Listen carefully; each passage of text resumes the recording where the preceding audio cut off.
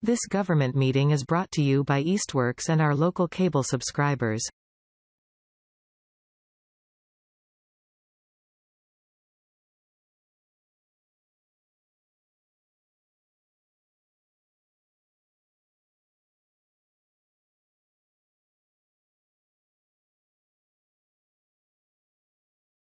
Okay, I'm going to call to order the meeting of the Ad Hoc Cost Efficiencies Committee for June 26th at about 3:10. Sorry about the glitches getting started here. My fault for sending a bad link around here. We do have a quorum, so hopefully we can get a few things thought about a little bit today. I don't see any people here for open time for the public, so we'll assume there's nobody waiting in the wings that I haven't been able to let enter. And we don't have the East Hampton Media didn't finish transcribing our video here, so we don't have the minutes of the last meeting, so we don't have any minutes to approve this time around. So 2 or 3 things on the main agenda for today. So first off, we all actually expire June 30th, this committee, although Reggie might be the exception because he's kind of on as the for the length of his time on the Finance Committee. I don't think you have to be reappointed, Reggie, but the rest of us do. Nice. So that's something that I would like to talk about before we end up at the end of the meeting. How many people would like to hang in here with us, or what revisions you would like to suggest? We may need to go back and take a look at the cluster assignments again. I know, Janet, you were coming in from the COA perspective, right? And you're going off the COA board now. Right. So technically you might not be the one from the COA coming in. Correct. Okay. So we might have to have a different member from your cohort. Ian, I know you were with fire and I forget your other one, highway maybe? Yep. You're muted, Ian. Sorry. You're muted, Ian. Ian, you're muted. It was fire, the Board of Health, and the Highway Department. Okay, all right. So that's group, and then Bradley's group. I'm forgetting was I think the accountant, town clerk, maybe. No, town clerk was with us for some reason. With you, okay. Town clerk, yep.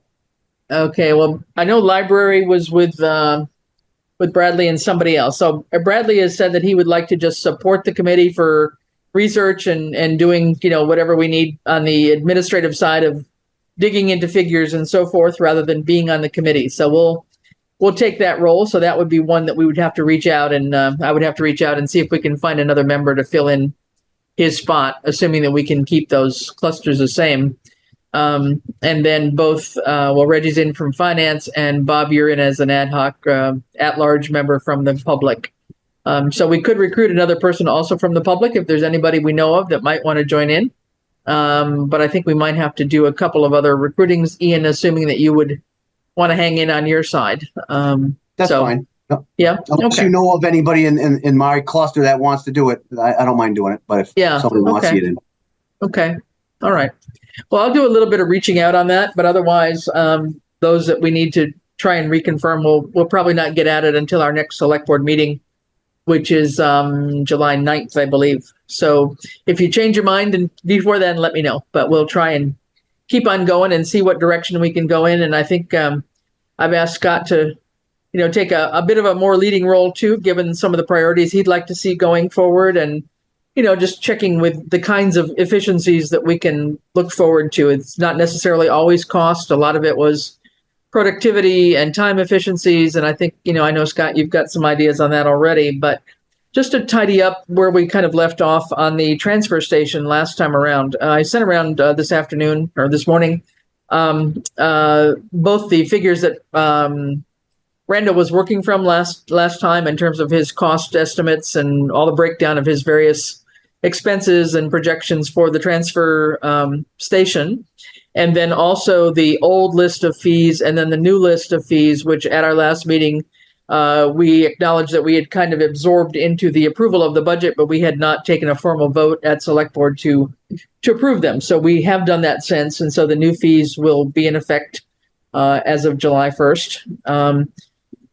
So that part has been done. The other part of our discussion was trying to figure out a plan going forward, so that we've done a temporary, here's a one-time for this coming calendar year now, or this fiscal year, in terms of increasing some fees, but that, that's moving the margins a little bit closer to perhaps some break-even point, but it's not yet the break-even point most likely. So we still probably need, just at select board level, to have a mini discussion about what we've been talking about here, and then have select board, just talk about whether they'd like to see us continue with a plan to try to figure out ways to increase fees or usership or whatever it may be, so that the transfer station could break even, or option 2, that we end up closing down the transfer station.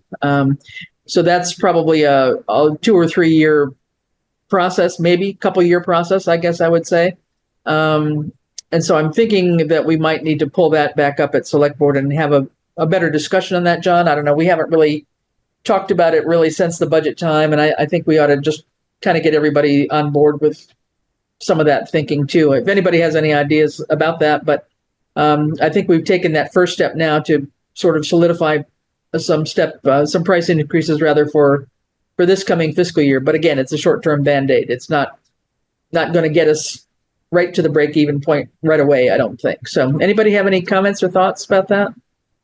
Chris, I bought my sticker today and got my $20 discount for being 65 years old. Well, there you go. You could have waived the right to the discount and paid Sure, the full price. I could have.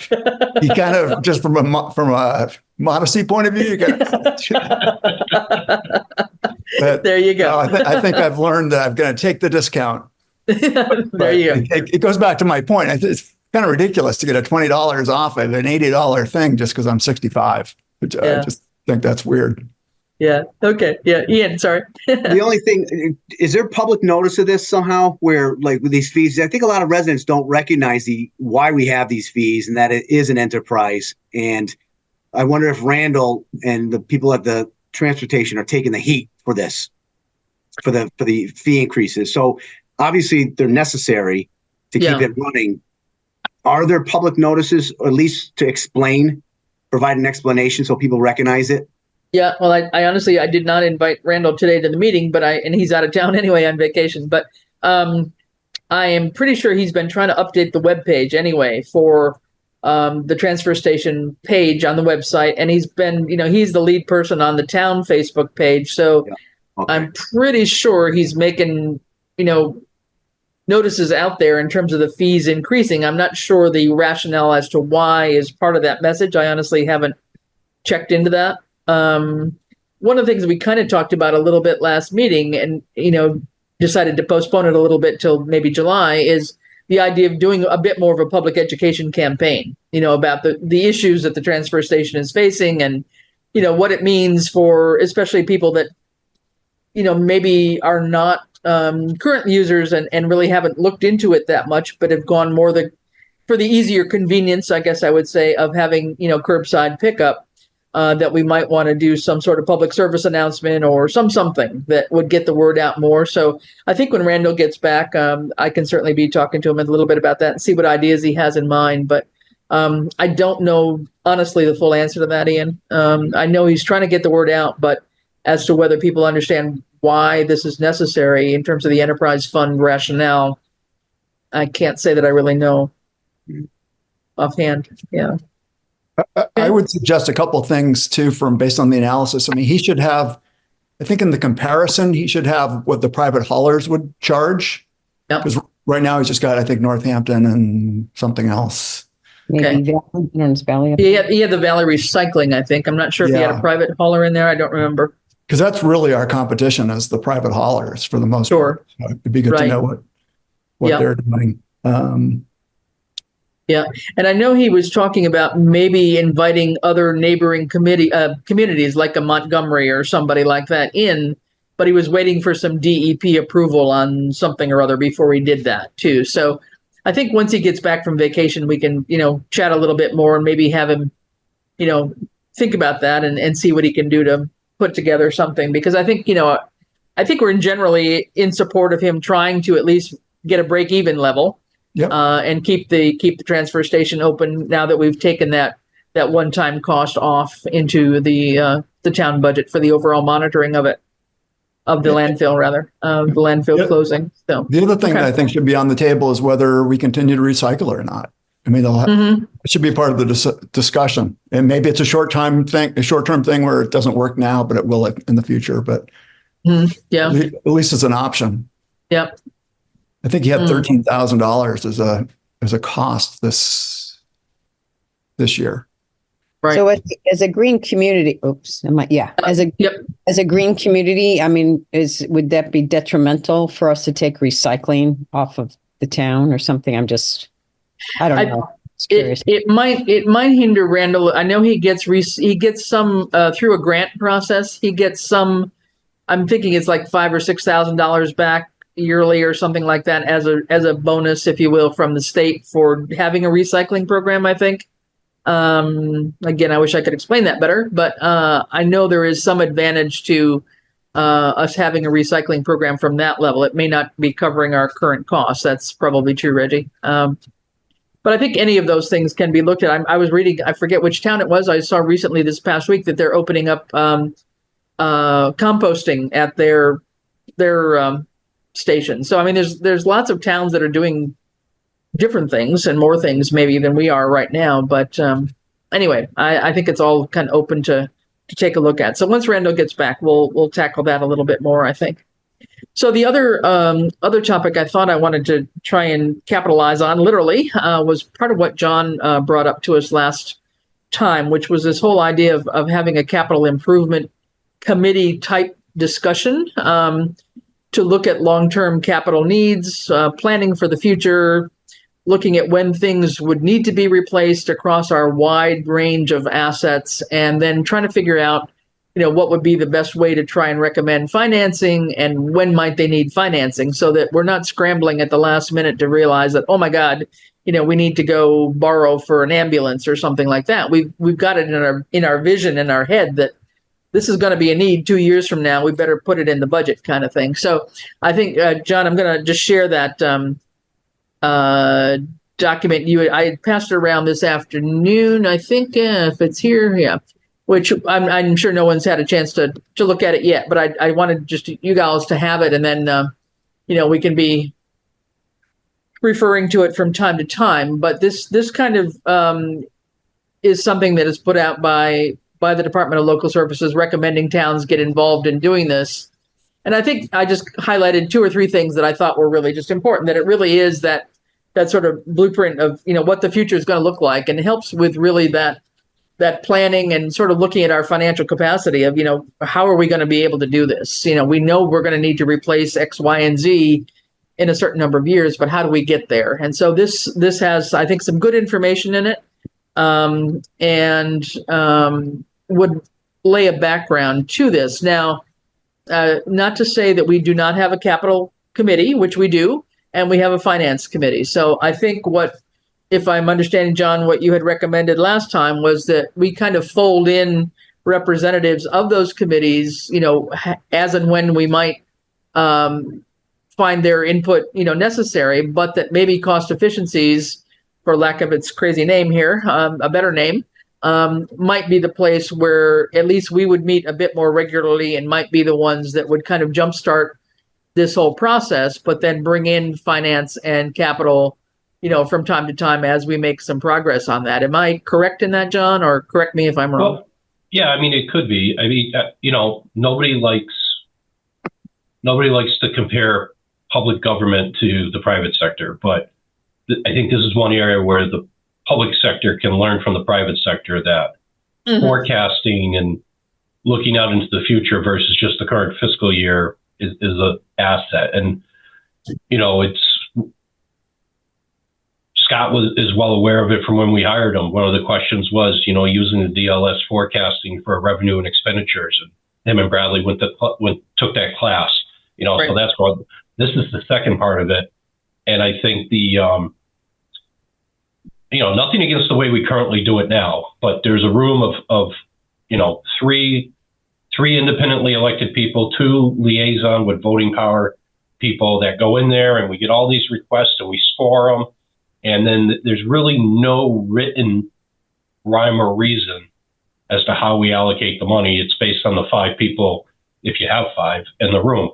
What I would suggest is that we go to the starting point is on page 13 of the report, and that's the draft sample bylaw. Right. And we take a look at that and tweak it if need be. But I meant to look this morning if we actually even have a bylaw on the books for the capital committee, and I'm not sure. So if we do or we don't, I think maybe we suggest some alternative language to this if need be, and then send it to the bylaw committee or send it to capital finance to get the way in, and look to get an updated bylaw on the books at the next regular town meeting. Yeah.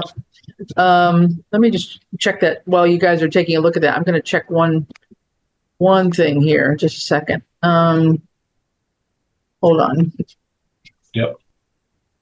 Because again, even section 1 there, if you're not there, it's, 1 member of the select board, 1 member of the finance, 1 member of the planning, school superintendent or their designee, 3 residents. Right. It's appointed by the town moderator, so we might want to change that. But the town accountant, and the town accountant will be the executive secretary. I mean, they're the ones who are going to have all the access to this stuff. Right. Yeah. Let me just pull. I'm going to stop sharing this for a second and see if I can share something else here. Just a second. Bear with me. So this is what's on our current website. Oopsie, hold on. It's a little too exciting here. Hold on. So I'm thinking it probably, is that too big? How do I make this a little smaller? I don't know. Don't know how to make it smaller. But anyway, I think it's pretty much similar. Can everybody see that? I may have it in the wrong. Yeah, kind of. Yeah. I would also say $5,000. I mean, I don't know if that's really a capital item. I mean, in today's day and age. Right. Yeah. So here we are. The 5 more citizens. Yeah. So it's more just not so much where they came from here, I think. And the duties will be 5,000 by October 1st. And I'm pretty sure we're not adhering to that in terms of giving the committee their capital requests.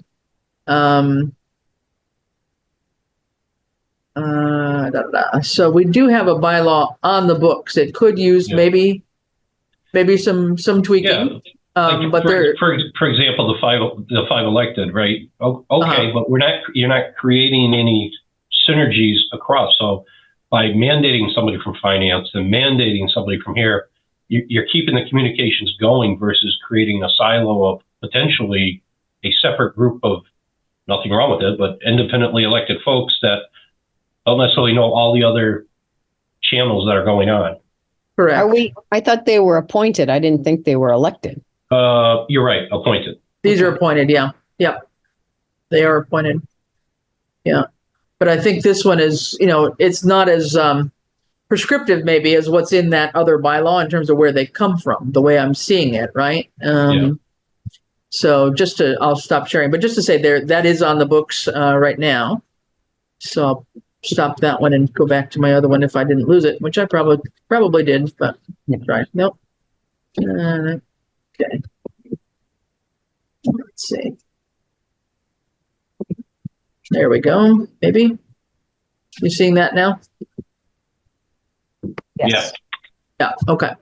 So anyway, so that answered one question. So this is, so this all thing, the appointment is still there, but then trying to figure out which one is good. So what you're saying, John, is that this kind of delineation is maybe stronger than what we currently have in terms of where they would come from?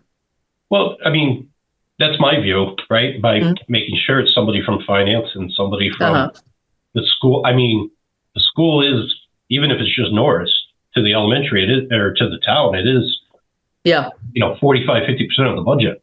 Mm-hmm. So to force them to have a seat at the table, at least it's part of the conversation. Yeah.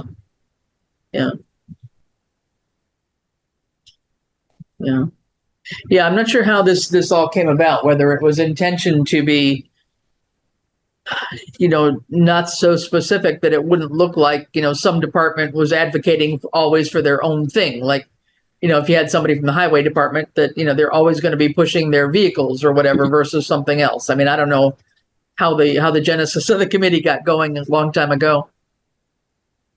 But anyways, there is a bylaw at the end of this document that talks about it. And in here, so I think right here, they're talking at 25,000, right? Yes. So, I mean, a lot of our stuff, I haven't had a chance, but what I was wanting to do is to kind of go back and take a look over the last 2-3 years of town meetings and see the kinds of things that we were approving, for capital requests.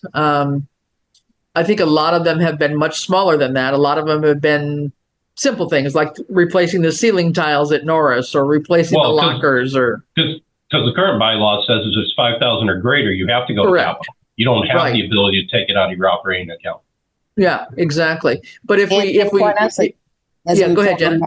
Former member of capital, I mean, we very little money, so we ended up, even if some were more qualified, we at least got the ones that we could afford to do, at the intent, I don't think. Right. And to my point, this bylaw here lets that group go out there and go into the future and say, okay, 5 years out, we're going to build a plan. So we're always going to have this $1 million revolving line of credit, so to speak. And every 5 years, we're going to borrow that money, and here's the projects we're going to do. We're going to pay it off, and we're going to do it again. And, it's kind of like the reserve fund for the finance board. Once it gets set, you just kind of let that keep going along. Yeah.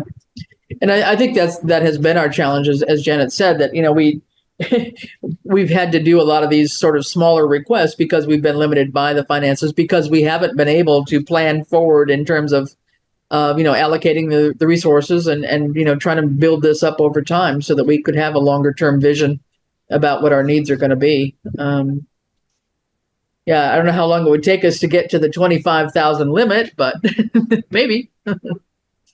But basically an annual report looking at, things from the departments. So I think this is something that, could be looked at. So I think, again, these are things that we probably end up running by both, the capital committee and finance and eventually the bylaw advisory group. But I mean, how would we want to start with this? What would be your recommendation? Would we get some feedback already from capital and finance before we jump into the bylaw committee, for example? What's everybody else think? Yeah. We'll go back up to a couple of things here. So there is a sample budget calendar and a budget policy. I'll just scroll down a little bit to show you what else is here in the appendix. So this was kind of interesting too, just a capital budget policy. So this too might be something, and this could be probably a select board policy, Scott. What do you think? I mean, something like this could be a possible select board policy. Maybe. I don't know. But in terms of the overall planning process, yeah. John, were you going to say something? Yeah, I just think the first step is we've got to get past this mindset of we only look at 1 year at a time. We only look at, 20 or 30% of last year's free cash number. Right. And it is what it is, and we're never going to fund these bigger projects. Well, it's not the right attitude. It's not the right position to take. Yeah. And this is a way to repurpose people's way of thinking. Right. Yeah. Yeah. If we ever want to afford the famous, street sweeper, for example, I mean, that's going to be a long, long haul from where we are right now with the money we have available. Right. So. Yeah. I mean, a perfect example, the pickup truck that just for the fire or for the police department, right. Round numbers, $75,000. Well, right. We've got 2 cars running 24/7 at a minimum. Right. So on the day shift, there's more. Plus you got Ian's car. His famous line, I've got the most mileage in the whole fleet, right? 187,000 miles, no heated seats, unlike the fire chief. Why?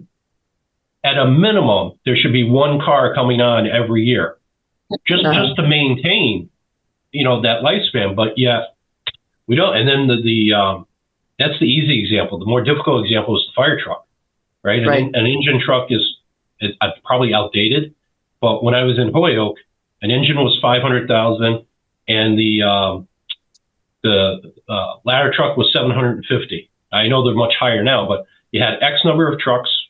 They're good for 25 years. You knew how much money you had to set aside every year, so that when that year 24 came up, you placed the order for that fire truck to come in, and you just like paying your mortgage, right? You scrolled away the money. Yeah, so you had the money to go for it, or you knew that debt was coming off, and then you had to go through it. Because the other step on this, we asked for it at for the budget. We kind of got an answer, but not a full answer. Is how much debt has been authorized yet not issued yet, right? Because that goes into how much room we have, and then what is our borrowing capacity? We're going to need these and especially after yesterday's vote, right? It sounds like we're moving forward with the Public Safety / Council on Aging projects. Those are going to be big capital projects. Right.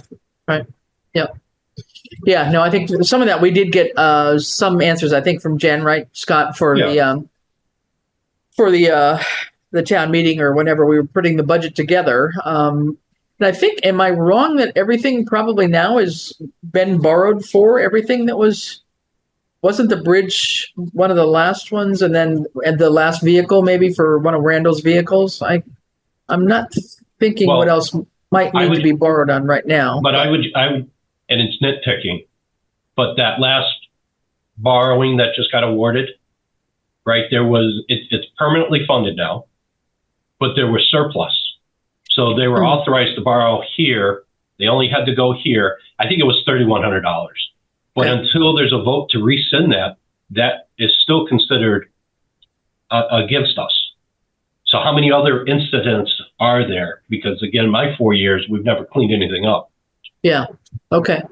All right. Well, maybe that's something, Scott, you could work with Jen on when you and Bradley and Jen are meeting regularly these days as a finance team, right? And try to figure some of that out. But I think, the notion here of, I just really did like these bullet points in this overview here of, why there are some benefits. I really do think that it ties in with some of the things that the Cost Efficiency Committee was set up to try and do, which was to, identify, economical means to finance things, focus on community objectives, reduce costs by identifying and consolidating duplicate expenditures across departments. I think that was probably one of the bigger things that we started working on early on, and especially looking at planning to avoid costly mistakes, which, I think we've had in the past too. So I think there's ample ways to look at this. So I would like you guys to, have a chance to read through it in your leisure time here. One of the things I did ask Bradley for as I went through it was, as the starting point here, was to have a complete inventory of all the town and school assets. So oftentimes we think of the assets of just the fleet for the police and the fire and highway, but it's much broader than that, obviously. And so this kind of gave that overview of what we're supposed to be looking for. And lo and behold, there was this, statement 34 from the government accounting standards. So I did get that from Bradley, and this would be what he had to put in, I guess, at some point in time for FY22. And he's in the process of updating FY23 right now. And I'm going to break this out. He's got 3 tabs. I sent this around to you just a little while ago, so you can, see, hang on. Why won't you go there? Come on. Okay. Come back. You're stuck. I don't know what you're doing. There we go. So this has got 3 tabs to it. It's pretty incredible when you look at all the assets here. So it goes on a variety of things from land. Oopsie. Oh gosh, this thing is just doing all over today. Sorry. Land, various equipment. So let me just slow down here a minute. Okay, so some various land that we own. We've got Labrie Field in there. We've got some of our I guess must be some of our recreation lands that we own. We've got the town garage, the library, all those things in here. So it's kind of, broken out a bit. Conant Park, obviously. So it's various buildings as well as our various fleet. So I don't know why we have the one I was going to ask on, and I don't think this is right. I don't know if I'm just reading the column wrong, but Council on Aging of Ford 350. I don't think so. I'm not sure why that's over here. I've never seen it anywhere. It's not my, not my garage or anything. No. So I think that's a mistake, but I was going to ask Bradley about that one. But I mean, just to say, this is what he does have and keep. So we have this. So it's not, I wasn't aware that we had a consolidated document like this. I was afraid that we had, pieces of spreadsheet kind of all over the place. So this is kind of a good starting place to know the things that we have. And we'd have to just take a look, I guess, that we're actually looking at all the different categories that the report is recommending in terms of depreciation or when it was bought or, what it might cost to replace or all those kinds of things. So there's that. There's one for the water enterprise folks, which my understanding is this would be under the infrastructure. I believe it's the water mains on these things, given we've got a 6-inch and 8-inch.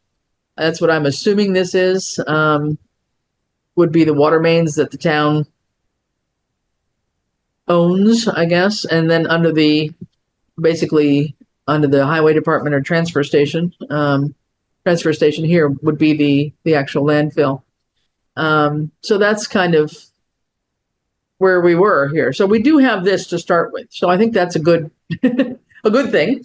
And Bradley is going to be trying to update it for 23. He needs to turn in a report on that, I guess, at the same time. So just to say, we've got some beginnings to try and tackle this topic that John brought to our attention. So I'm kind of open to hearing thoughts about where we could start. I mean, I hear the thought about, starting with some policy, and maybe we could take a look at, I don't know, should we run it by the Capital Committee and Finance first, have their input, bring them into a meeting with us. If we could get one or two, I'm not sure. We have Reggie here. I don't know who we could get from Capital. I have to refresh my brain. Who's on Capital these days? I know Heather, and who else is on Capital Committee?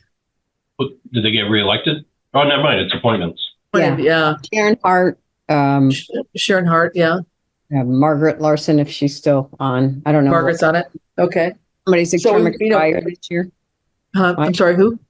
I don't know if somebody's term expired this year, but yeah, I don't know. And John is the liaison, and right. So we might be able to get, at least a person from that committee. I don't know. What do you think, John? What would be the best way to do that? I don't know. Trying to get a whole committee together, I don't think would probably work. But if we could get a representative from the committee, I don't know. Or have a mini meeting with, I don't know. I'm open to ideas. I'm just throwing out some ideas here. I mean, but we can certainly send it to the committee and ask them to what degree they want to weigh in and see if they even respond. Okay. So send them the planning handbook and the asset document. Yeah, we're the cost efficiency is taking this up and looking for feedback. Do you wish to weigh in at all? Yeah. Okay. All right. Is Heather the chair still, John? Yeah, until we meet again, and then we'll do a reorg. Yeah. Right? All right. So I can certainly send that around to those folks. Reggie, a quick question on this spreadsheet, Ian. Yeah. Is the Tahoe still in service, or is it off the road?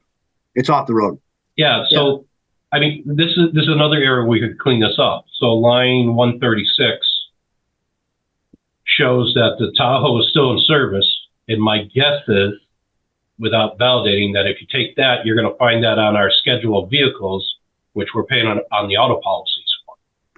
So I canceled that, John. I canceled the Tahoe as well as you canceled the plate, or did you cancel it through the insurance agency? Through the insurance, I did.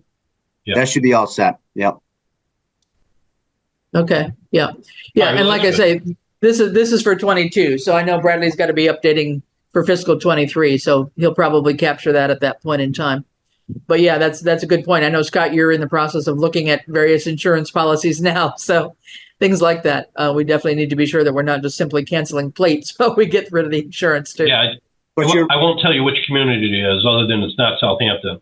But we represent a different community, and when we looked at their auto policy, they had 71 ambulances.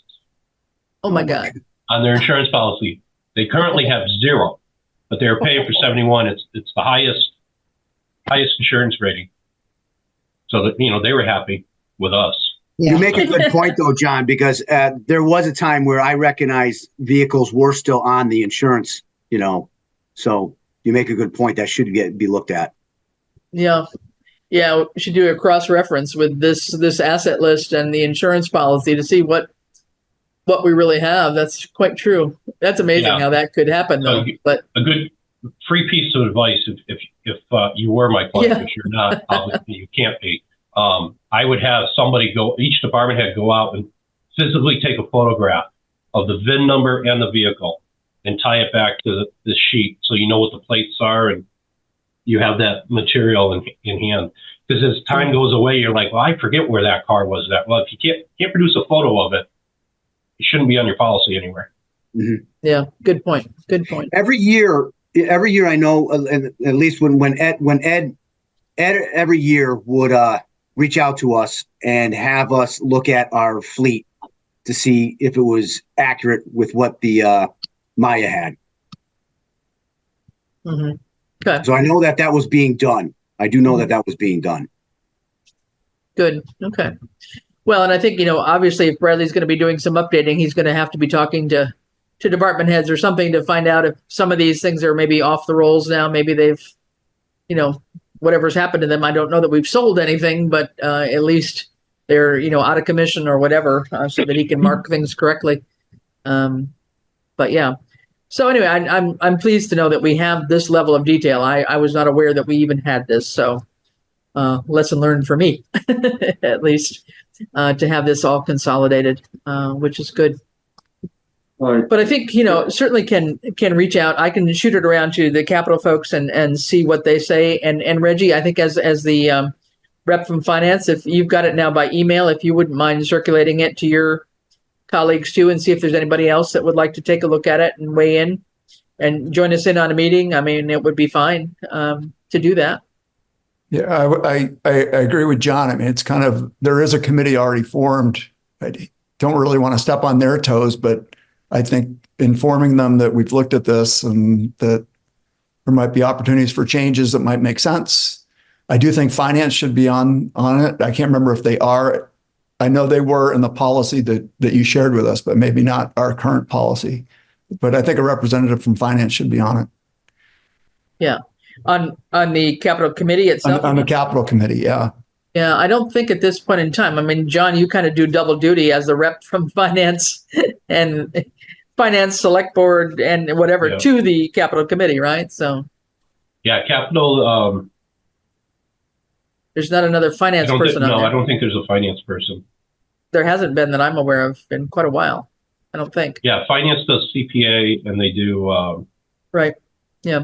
But that's why I think if we kind of took the lead on this, Reggie, in terms of organizing it, I mean, that would have you on as the finance rep, but certainly room for more if somebody else from finance also wanted to join in, whether, Becky or Doug or Donna had any time or interest to join in, we could make that, part of this too. And they could, whenever we're discussing this kind of thing, they could help out and put in their 5 cents. I'm still a little confused. I mean, we're talking about the duties of an existing committee without them present. I mean, isn't it their responsibility to organize themselves in the proper way? And I mean, they're all good comments that we have, but I'm a little uncomfortable just walking in and taking over somebody's responsibilities. I think one of the dynamics here is that it's an appointed board. So I think if the select board was to give direction to them as their appointees, we want you to look at this and come back with something that might that might be the approach to go. Yeah, Yeah. I think so. Okay. You know? No, that's fine. And I think the only reason I'm suggesting that we kind of take the lead on this longer term planning process is that we're, number one, a larger group that seems to be able to get together and meet and have a discussion, whereas they meet very infrequently so far. And correct me if I'm wrong, John, but usually they haven't gotten together much until budget season, and they focus in just on the requests that they get in at that point in time. So there's not been a focus, and maybe they also have not thought about longer term planning, but they have not I had think that focus. I think that board has just fallen into a rut. Yeah. And it's just, this is what we do. We get together, we do this, where's this? Right. Last year was, well, we're not going to meet until free cash is certified because we don't know how much money we have. But the role should be so much broader than that. Right. Yeah. It's more of a reactive, I mean, when I was on it, I agree with John, this is just what we've done, and wait till we get the request, and then we vote on them, and then we wait another year. So I think it's nothing that it's not following the guidelines of the bylaw. So I mean, that's right. And you've got the criteria by which you decide and score the different projects and how you prioritize them, and all that happens within the capital committee. I guess the issue is that you meet very infrequently, and maybe 3 to 5 times during budget season or something, and that's about it for the year, right? I mean, am I wrong on that? Maybe 2 or 3. I don't know, John. Was it different? Yeah. No, you're right. Yeah. So I think we've got more the momentum maybe and the bandwidth to try and tackle this is my thinking. But I agree, we need to throw it out to them first and get some input and reaction. If they want to join us, that would be good. But I think we can talk to it select board level about making this a priority and focusing on getting it to them. So I think those are all good steps. And I will share the information with the members of the finance committee. Great. Perfect. Okay. Let them know our discussion. Yep. Okay. Good. Any other thoughts and comments? I know, Scott, just in terms of capital plans, you had seen a couple, you were talking to me about maybe Deerfield, was it? That was a simple one. Northampton has a very lengthy 400-page one. If somebody wanted to Google capital improvement plans Northampton, you will find a giant report, which I don't know that I'm suggesting that we tackle, that's what I'm not in the game for. But I think there might be a simpler thing that could be produced. Scott, if you have that, I'll let you share your screen. But there was a simple thing that we looked at from Deerfield that looked like it could be at least something usable as a potential product for us. I don't know. Yeah, I think if you look at some of the other capital improvement plans, I mean there's 30 and 40 page introductions, and I don't think we have to go that far into detail. But can everyone see the Deerfield? Yeah. Let me see if I can. I'm not sure if it's showing up. Yeah, I think. Yeah. Yeah, there you We go. have something. Yeah, we have a spreadsheet. Yeah. Here we go. Sorry about that. Yeah. Like this was Andovers, which is pretty in depth, but I think just having a list of I know that Bradley has started that list already, but we also have to start thinking about some of like the things inside of it, like the HVAC systems, the fire extinguishing systems, which we just had a problem with yesterday. I think it might be a good idea to have a professional come in and maybe just do an audit or an inspection of all of our facilities, library and town hall and Norris School, and so we can get like a list together and start saying that, the HVAC system is going to need to be replaced in 5 years. The boiler's got a 10-year lifespan. The roof is going to be a 20-year project, something like that. Because I'm certainly not a builder or a contractor or anything like that. But I'd feel a little bit better if we had like a long-term plan on what's going to need to be fixed and repaired. Right, which goes along with a year and a half ago where we're at least discussing we needed a facilities director that was not Randall, but reported to Randall. right? And we identified an internal candidate that would get kind of repurposed and handle schools and buildings, and that got shelved. But the town continues to grow, and we've been on this Zoom now for almost an hour, and for all the right reasons, every response is, well, Scott can start working on that. Scott can start working on that. I got to feel Scott's already at 84 hours a week. Yeah. There's only so much bandwidth, right? Right. Yep. Yeah. Okay. So Scott, what else you want to tell us about this? Do you have the Deerfield one or no? No. Yeah, this is the Deerfield one, and okay. I mean, I think it's it's the non-debt capital request, and it all depends how we kind of want to structure it. I think we also would want to include, although it may not reach the threshold of having an IT capital plan as well. How do we cycle out computers? How do we redo the servers? What type of IT infrastructure is going to be needed? When the new public safety complex and the senior center gets built. Making sure that we're in a place where we're updating that as well, because we're dealing with $15,000 with the Wi-Fi update. The current fire station is woefully inadequate with their IT needs, so I'm always just a little bit hesitant putting just a straight dollar amount, but I also think that it's a good idea to maybe putting the IT stuff and going into the specifics of things that regularly break or need to be replaced. Right. So you want to scroll down? I don't know. Was this in other kind of categories? Did they have it by police and fire or not like that? Or this looks like it's Avon Capital Improvement Plan from what the title of the document. So. Oh, okay. You know what? I might have. I'm running on two screens here. Sorry. Just testing us. Yeah, I think Deerfield was the one we looked at that was pretty simple. I think that was manageable or looked like it was. Yeah. Let me. So stop sharing that one and then see if you can pull up the other one. But if not, we can send it around afterwards. That's fine. I'm not sure which screen is being shared. Sorry. Yep. I'm on a dual screen and it's not working. Can you just hit a stop sharing anything? There you go. Okay. You got out of it anyway. That's good. Okay. Share screen.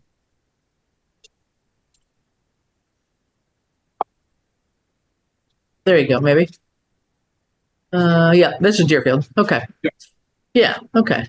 So this is so they broke it out by the school, offices, police, public works, etc. So I think, that's the kind of thing, just a town that's a bit maybe more our size and something that we would need to be looking at. But this might be a sample anyway that we could kind of aspire to as a product of the work.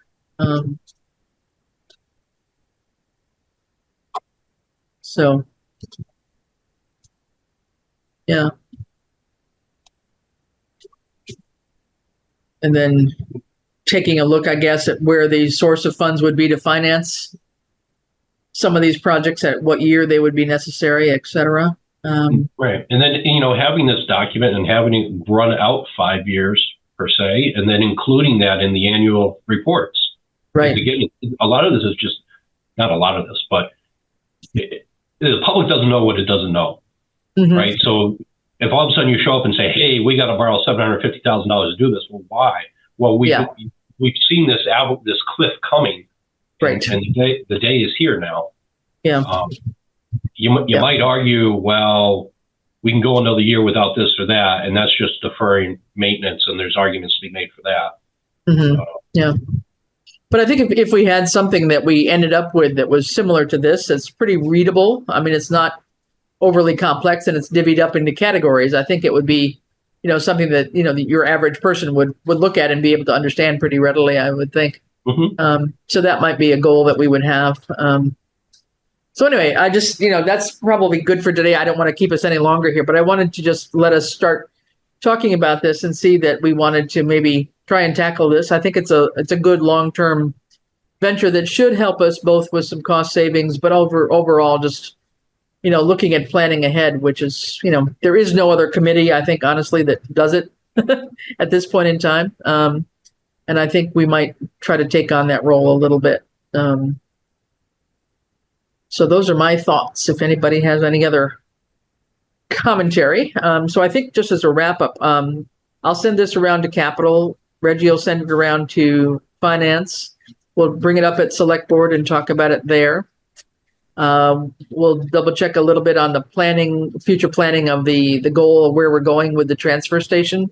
At Select Board, we'll bring that up too, just in terms of, working towards some level of break even as a potential goal rather than having to shut it down.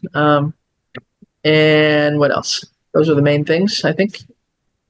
So I guess the question is, we can at least have this, maybe read through it, and then I think eventually, I'll double check too, sorry, in terms of the assignments, just checking in on who could replace Bradley in his cluster and who might fill in for Janet in her cluster, just so that we keep the committee functional.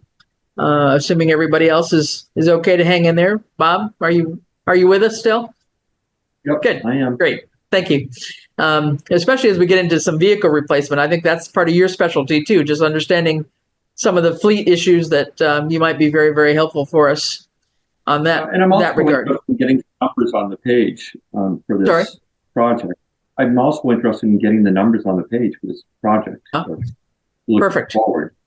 Yeah, no, that would be great. That would be really good. So, yep. Okay.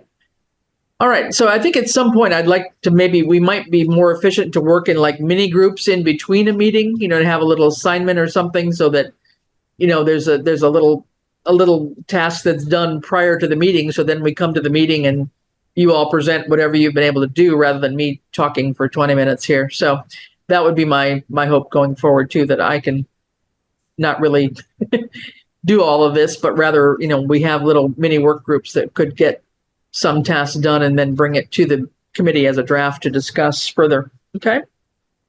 So with that, yeah, go ahead. Comment? Yep. I'd like to come down and introduce myself to Scott. Sure. Yes, absolutely. Yeah. A brief meeting and get to know each other a little bit. Yeah. Great. No, I think that would be a great idea. Scott, I'll say that you've got pretty much an open door policy, so you're usually very findable. So unless you're in a meeting somewhere, I think that's a doable plan. So yep, stop by anytime. Very good. Okay. So, all right, perfect. So I think next meeting times, I think we can probably hold off for a bit till, I don't know, another Wednesday would be maybe the 24th of July. About a month out. Sound okay for right now anyway? And then if we have to change it, we can fiddle with it. But if I don't hear too many objections, we'll go for the 24th at 3 o'clock and then at least get it on the books and we'll see where we go from there. Okay.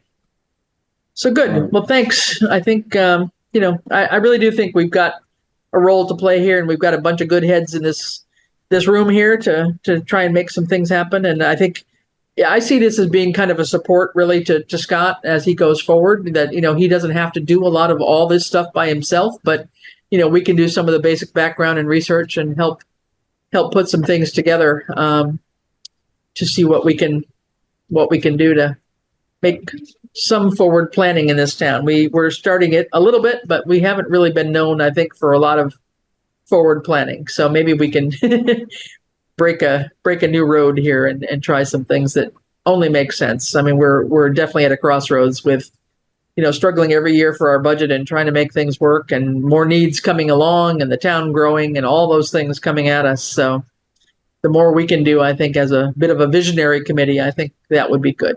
So, well, thank you much. Could I have a motion to adjourn, please? And to adjourn. Second. All right. All those in favor? Aye. Aye. All right. Perfect. We're adjourned at 4:04.